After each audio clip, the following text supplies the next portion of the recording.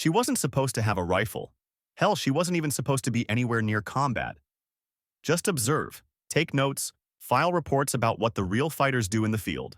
But when America's deadliest snipers started missing shot after shot, when an entire Navy SEAL squad found themselves pinned by an enemy they couldn't even see, she did something that changed everything. She walked down into that kill zone alone and made sure every bullet found its mark. Before continuing this story, please comment below with your city or country where you're watching from. Your feedback inspires us to do better. The trucks coughed diesel exhaust before falling silent along the ridgeline. The Syrian sun was already brutal at 8 in the morning, heating metal to branding temperature and making the air shimmer like broken glass. The canyon below gaped like a wound, all fractured shale and shadowed caves that stared back with dead eyes. Wind came in knife-sharp gusts, carrying the metallic taste of superheated stone and driving dust devils across the valley floor in lazy spirals before dying away, then returning from another direction entirely. The same wind that made snipers curse and check their data cards for the third time. Captain Elena Reyes climbed down from the second truck. Boots found purchase on stone that wanted to slide, mid-30s, unremarkable in the way career military learned to be. Standard body armor, M4 carbine strapped tight, compact binoculars hanging from her chest, no long rifle, no fancy optics, nothing that screamed shooter. What was unusual wasn't what she carried, but how she moved. While others hunched against the wind gusts, she stood perfectly still, head canted as if listening to music only she could hear.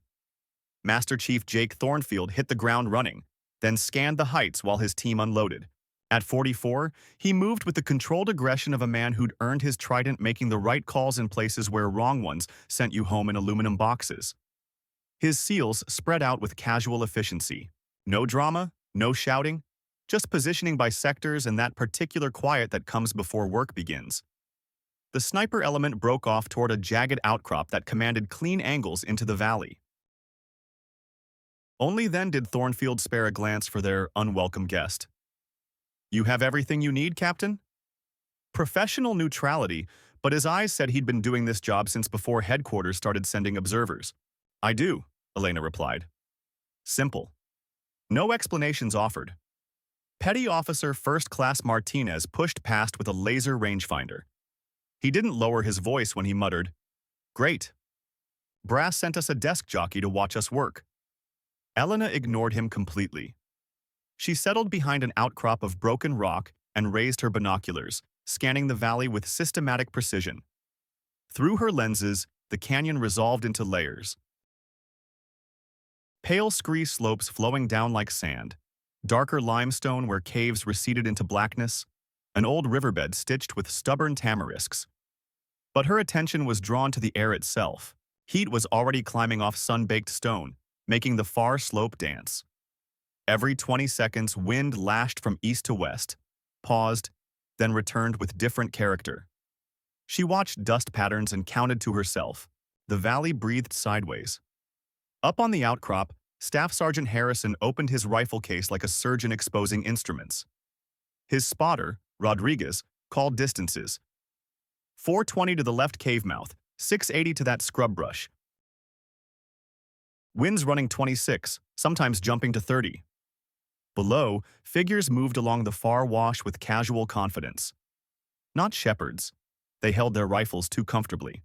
They paused in open ground just long enough to make everyone hold their breath, then melted into shadows. "We'll catch them when they move between holes. We own this canyon," Thornfield said. Harrison settled behind his rifle. "Easy targets if this wind behaves itself." Muted laughter followed, the kind that sounded like confidence if you didn't listen carefully. Beside them, Elena tracked heat distortions through her binoculars. Rivers of bent air that warped light like water. Sound carried strangely here. Echoes returned with delay. She didn't announce these observations, just continued her methodical sweep. On the outcrop, safeties clicked with metallic whispers. Fabric scraped against stone as bodies settled into shooting positions. Harrison found his natural respiratory pause and let the world narrow to the scope's circle. "On my command," Thornfield said in a voice just loud enough to carry to his scattered team. "We clear the corridor. then advance the rescue element.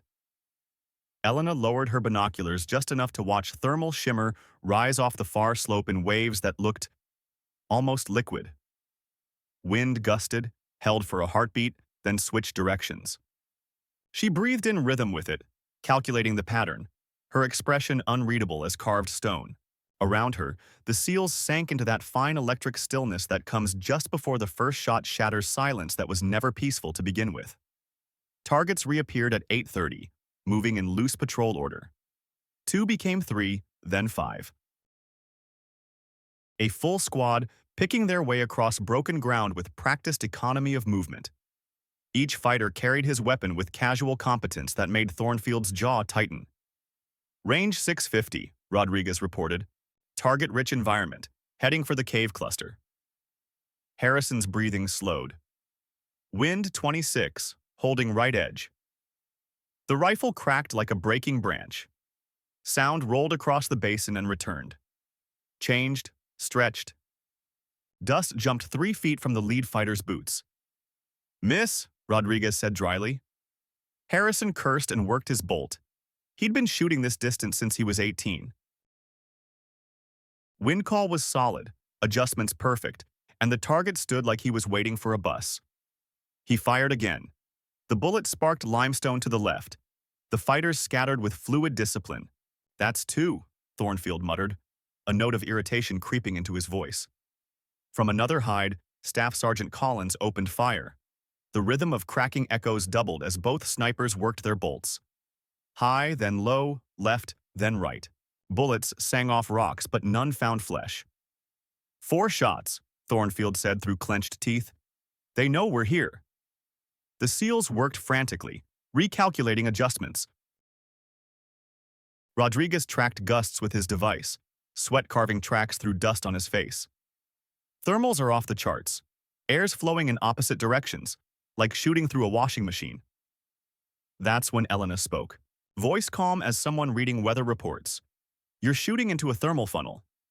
The flow splits. One draft rises, another falls. Every bullet's traveling 2 directions. Harrison shot her a look that could strip paint. "We'll adjust. Don't need lectures from the cheap seats." Elena returned to her binoculars, watching heat distortions writhe above dark stone. Through her lenses, enemy fighters flickered. Solid one moment, dissolving into mirages the next. Another shot cracked. The bullet went into empty air, striking 20 feet above target. Sharp AK-47 bursts answered. The fighters were moving with purpose now, rifles ready, seeking firing positions. Thornfield felt the moment slipping away like water through fingers. He'd led men through Fallujah, through Pakistan's mountains, through night raids where the smallest mistake could kill everyone. But this wasn't urban fighting or close contact. This was precision work, and his shooters were throwing bullets like they were having a bad day at the qualification range. Return fire built quickly. Controlled bursts walked across the slope. Stone dust exploded around SEAL positions, fragments needling exposed skin. "They're bracketing us," Martinez said. "Listen, mortar tubes." The distinctive thunk-thunk rolled across the canyon. "Incoming!" Thornfield yelled. The first mortar fell long, throwing a geyser of dirt on the opposite ridge. The second fell short, but the third landed with precision that froze everyone's blood. Harrison rolled away, blood streaming from shrapnel cuts. The medic was already moving, but his face carried the tense expression of bad mathematics. Another mortar cut Thornfield off mid-sentence, close enough to shower them with gravel. Rodriguez grabbed his shoulder where stone had ripped him open. Below in the valley, figures darted between positions with coordinated movement that spoke of months of rehearsal. For every enemy they spotted, 2 more were already repositioning. The ambush was unfolding like a musical piece, each part perfectly timed to complement the others. "We need to move," Martinez hissed. But even saying it, he knew it was impossible. The wounded couldn't be carried fast enough, and the path down from their ridge was open to every enemy position in the valley. They weren't retreating anywhere. They were pinned. Elena slipped lower behind her cover. Binoculars steady despite the chaos unfolding around her. While the seals cursed and bled, she continued tracking patterns below. How one firing position suppressed the ridge while another repositioned. How the mortar crew used pre-scouted coordinates to walk fire closer with each salvo. "They're not scattered," she said quietly, almost to herself. "They're echeloned." Thornfield heard her despite the noise and turned, face streaked with dust and frustration. "What did you say?" For the first time since their arrival, she looked directly at him instead of through optics. "Interlocking fields of fire. Whoever planned this knows exactly where you'd position. They've rehearsed this scenario." As if confirming her words, another mortar thumped in the distance. This one landed close enough that the shockwave knocked loose equipment off rock ledges and sent several seals diving for new cover. Thornfield stared at her, processing implications. He'd walked into textbook ambushes, fought out of kill zones from Tikrit to Kandahar. But this felt different. This felt like someone had studied American tactics, learned how SEAL teams operated, and built a trap specifically designed to eat them alive. And the quiet woman with binoculars, whom his team had dismissed as a desk observer, was reading the enemy playbook like she'd helped write it.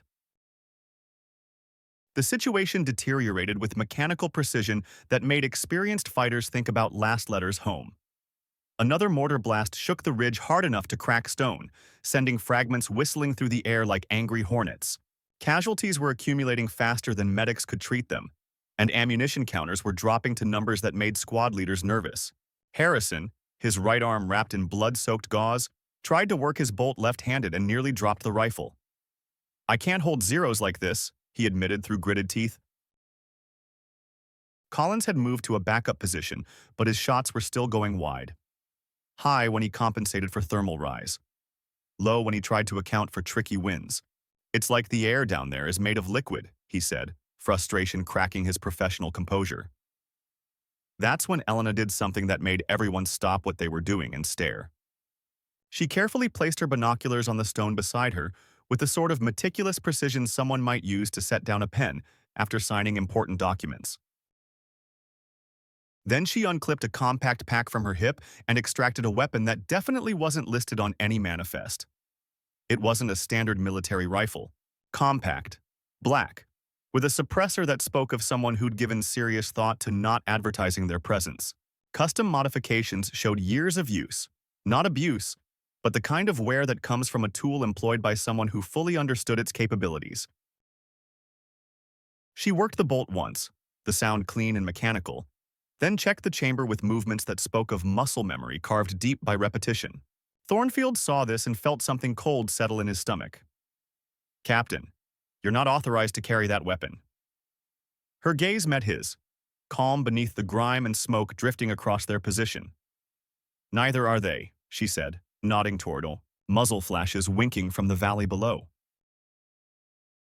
"But they're shooting at us anyway."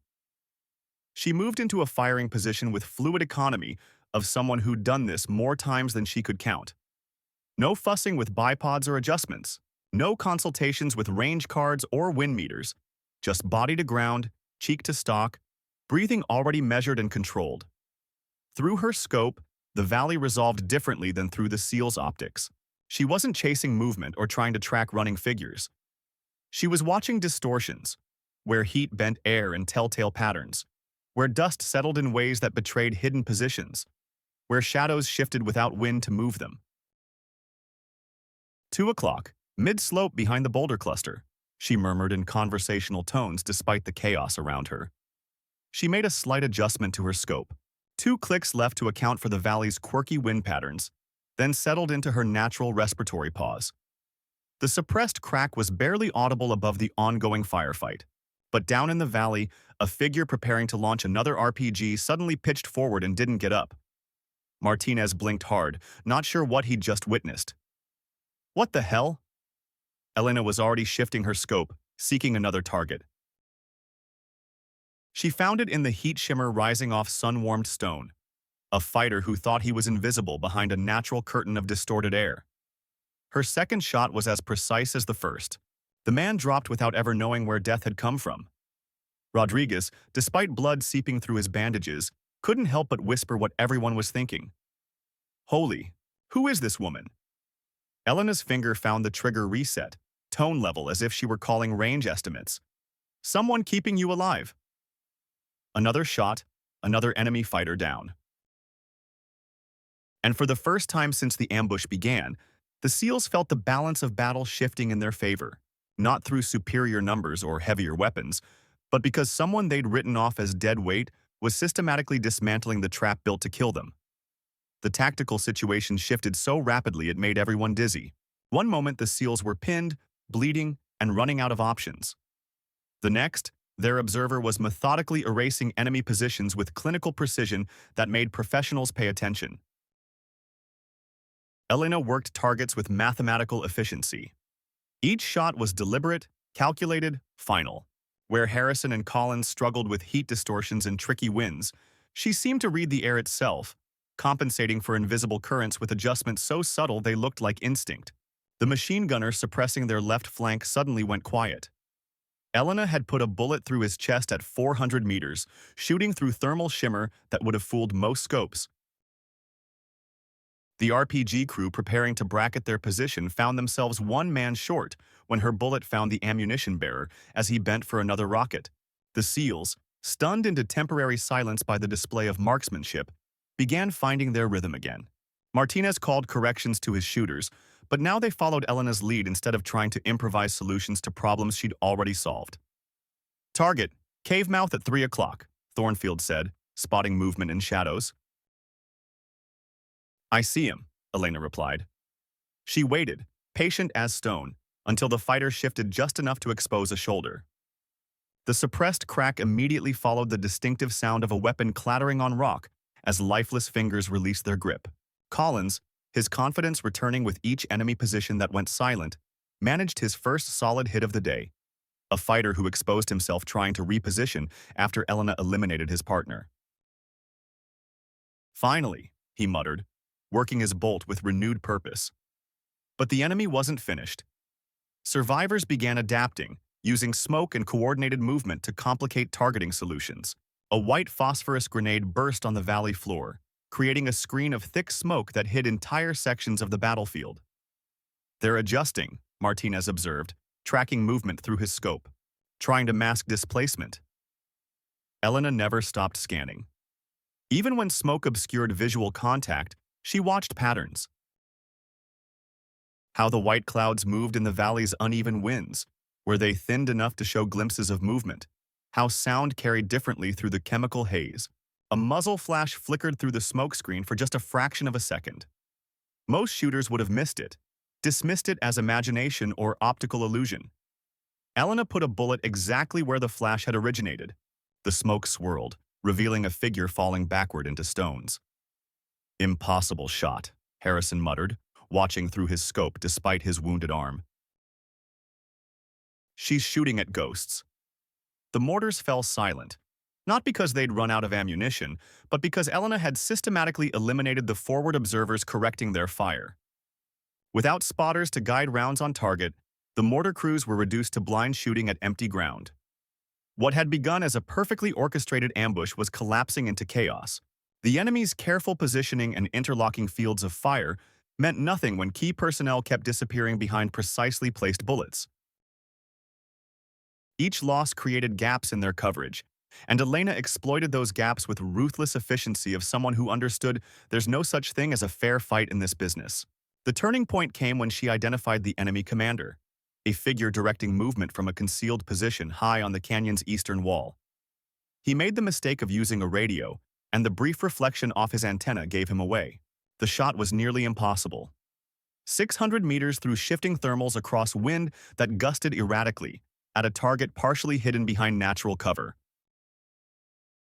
Elena took her time, breathing in rhythm with the valley itself, letting the crosshairs settle with the patience of someone who knows some opportunities come only once. When she fired, the enemy's coordinated movement collapsed. Without central command, their tactical discipline began unraveling.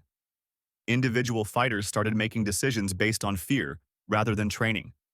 And fear made them predictable. The SEALs immediately felt the change. What had felt like fighting in a cage suddenly opened into possibilities. They began maneuvering, using suppressive fire to cover movement, working angles they'd been denied for the past hour. "They're breaking," Thornfield said. And there was something like awe in his voice as he watched decades of combat experience being rewritten by one woman with a rifle. But Elena wasn't finished. She'd identified something that froze her blood, a secondary position where two figures were setting up what looked like a heavy sniper rifle. The kind of weapon that could reach out and touch the helicopter landing zone where their extraction was planned. She couldn't let that weapon come online, not with wounded men depending on getting out alive. Without announcing her intentions, she left cover. Enemy fire intensified the moment Elena abandoned the relative safety of the ridge. Bullets cracked past her head and sparked off rocks at her feet as she bounded down the slope, using terrain features for cover, moving with the fluid grace of someone who'd learned to read ground under fire. The SEALs watched in admiration and horror as their observer transformed from precision shooter to assault element in a heartbeat. She flowed between positions like water, finding paths of least resistance, never staying exposed longer than a second, never moving in straight lines enemy shooters could predict. "Cover her!" Thornfield yelled. Though his team was already sending suppressive fire at every muzzle flash they could identify.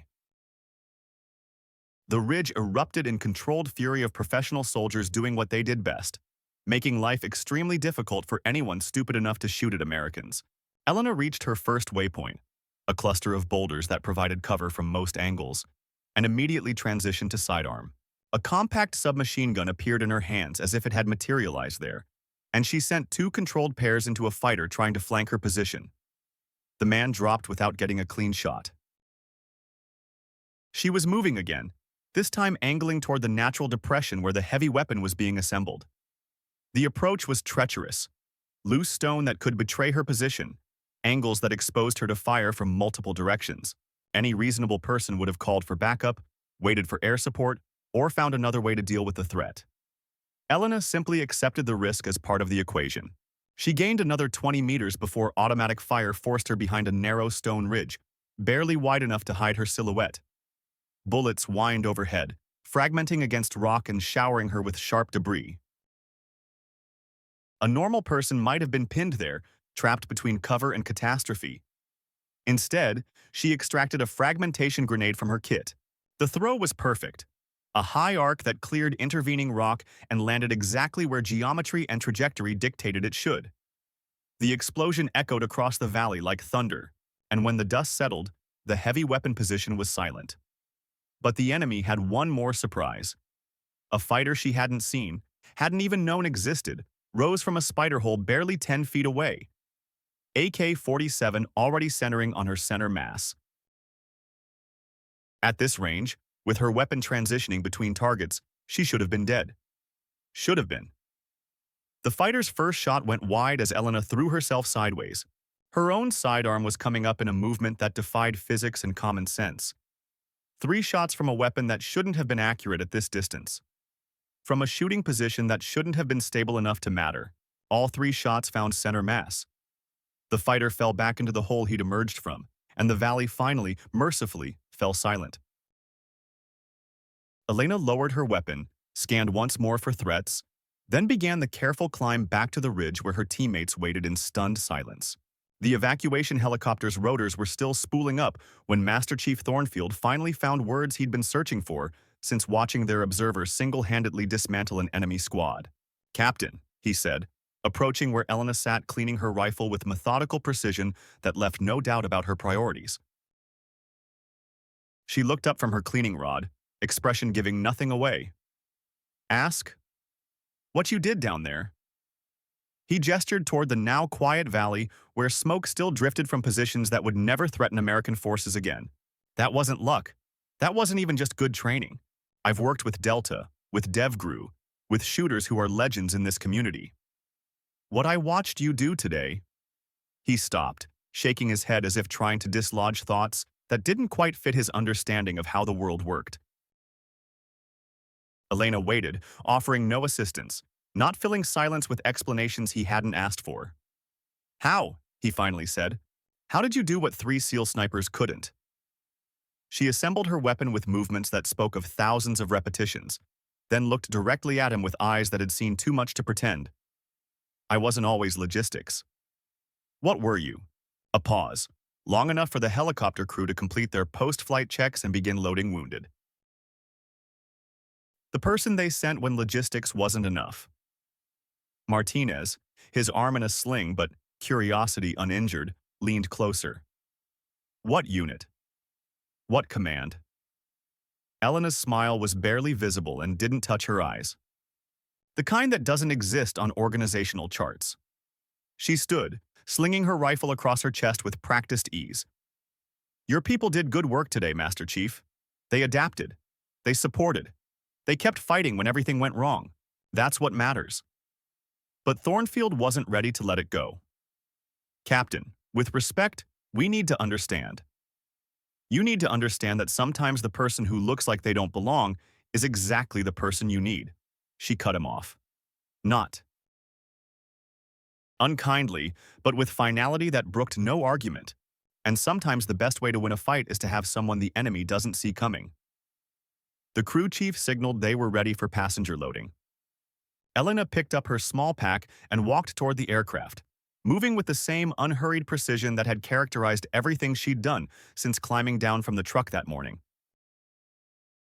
As she reached the aircraft, Harrison, his shooting arm bandaged but functional, caught her attention. He pulled a spent brass case from his pocket, one that had ejected from her rifle during the firefight, and held it out. Keep it, she said without taking it. Reminder that sometimes you need to change the rules to win the game. She climbed aboard without looking back, settling into a seat by the door where she could watch the valley grow smaller as they gained altitude. Below, the canyon that had been a death trap for American forces was now just another stretch of Syrian mountainous terrain, empty and peaceful under the climbing sun. The SEALs sat in contemplative silence during the flight back to base, each processing what he'd witnessed in his own way. They'd been saved not by superior firepower or tactical brilliance, but by a woman they'd assumed was sent to observe their work. Rodriguez, looking out the window at terrain that looked exactly like every other valley in Syria, finally voiced what everyone was thinking. We'll never see her again, will we? Martinez slowly shook his head. People like that don't stick around for debriefs and after-action reports. They just disappear. Thornfield sat across from where Elena had been positioned, studying the empty space as if it might give up secrets. His team was alive because someone had intervened when conventional tactics failed. Someone who'd walked down into a kill zone alone and emerged victorious against impossible odds. Someone who was never supposed to fire a single shot. The brass case Harrison still clutched in his good hand caught light streaming through the helicopter's windows. Later, he'd have a single word engraved on it: respect. Not because she demanded it, but because she'd earned it in the only currency that matters to professionals who deal in life and death. 3 days after the incident at Crimson Valley, Captain Elena Reyes sat in a sterile office at Forward Operating Base Sentinel, reviewing a stack of papers that had nothing to do with sniper shooting or saving lives. Supply reports, inventory sheets, transportation requests, the mundane bureaucracy of war that continues regardless of who lives or dies in the field. A knock at her door interrupted her. She looked up, expecting to see another clerk with another form to sign. Instead, Colonel Marcus Steele stood in the doorway, a man whose reputation preceded him even in remote corners of the Syrian desert. Captain Reyes, he said, entering without invitation. We need to talk. She set down her pen and leaned back in her chair. About what, sir? Steele closed the door behind him and took the seat across from her desk. His movements were precise, economical, like a man who never wasted energy. About what happened at Crimson Valley. About how a civilian observer became a one-woman army and saved a SEAL squad from annihilation. Elena met his gaze evenly. I simply adapted to changing circumstances, sir. Adapted, Steele repeated, and there was a note of sarcasm in his voice. That's an interesting way to describe what Master Chief Thornfield called the most impressive display of marksmanship he'd seen in 20 years of service. She didn't respond, just waited. Experience had taught her that when people like Colonel Steele started digging, it was better to let them talk. You see, Captain, that intrigued me. So I did a little research. He pulled out a tablet and scrolled through several screens. Elena Reyes, Academy graduate, logistics, and supply specialization. Service record impeccable but unremarkable. No red flags, no special commendations. Just another competent officer doing her job. He looked up from the tablet. Except for one curious detail.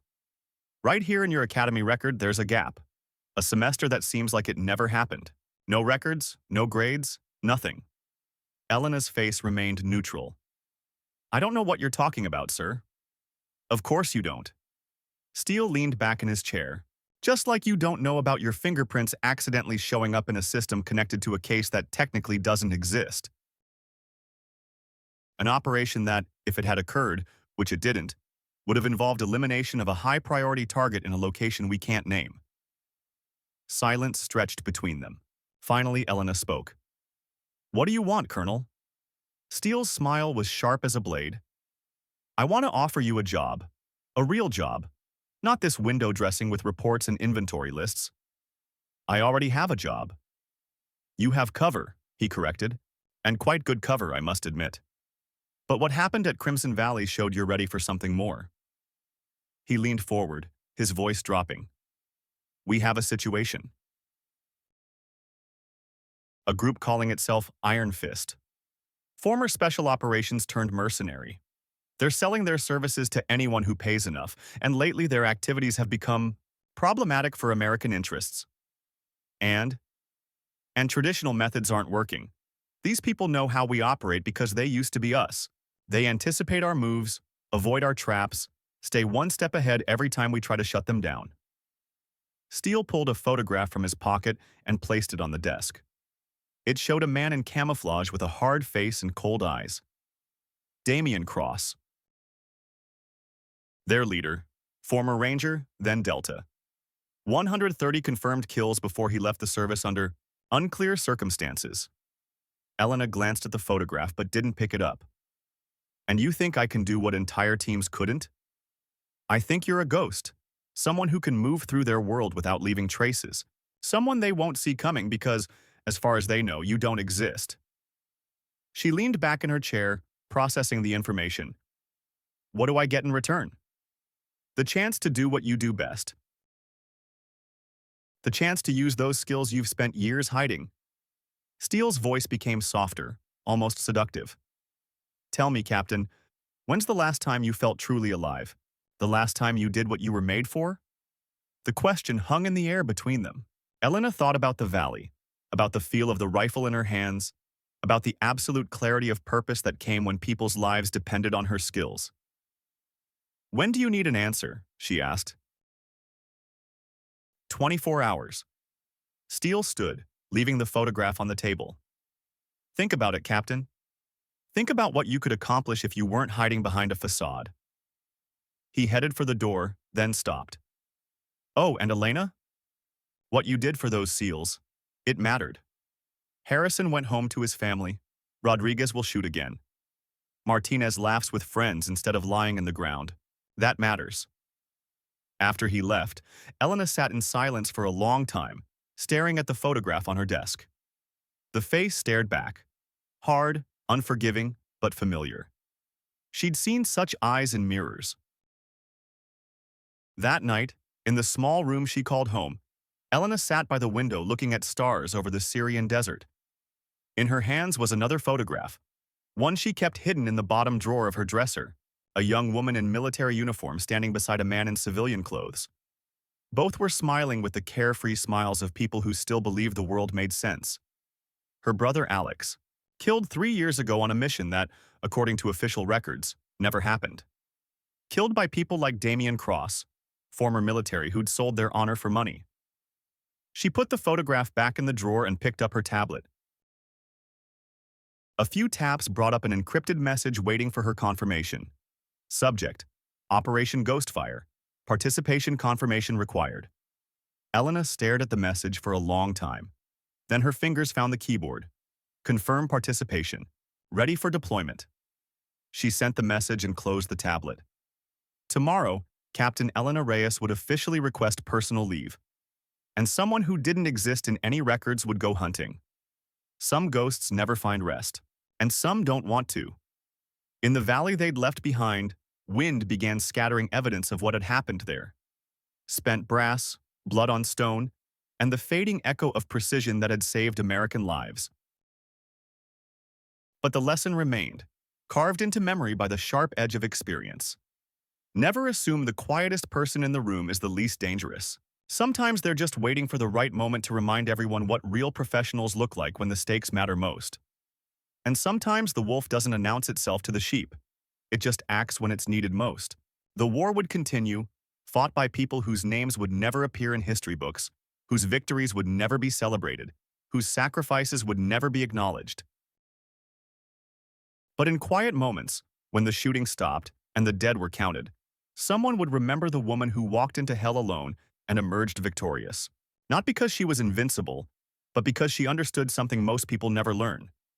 Sometimes the only way to protect what matters is to become something the enemy can't see coming until it's too late. Elena Reyes had spent years being invisible, hiding extraordinary skills behind ordinary duties. But when it mattered most, when lives hung in the balance, she'd shown everyone what happened when someone finally stopped pretending to be less than they were. The desert wind carried her secret away, but the truth remained. Sometimes the most dangerous person in any room is the one nobody notices until they decide to be noticed. And by then, it's already too late.